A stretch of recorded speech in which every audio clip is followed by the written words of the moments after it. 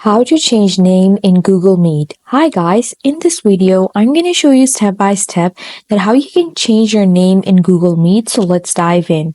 First, you have to open your Google Meet app and now you can see I am in a meeting and this is my name over here.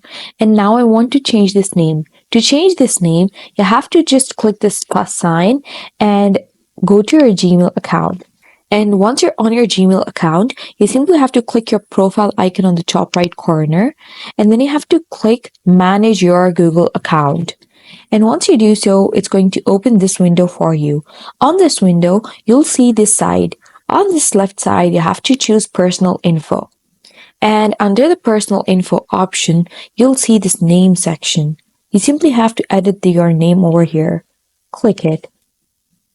And now click your name again and then choose a new name and click Save. And once you change your name over here, you'll be able to see the updated name over here as well. And that's how you do it.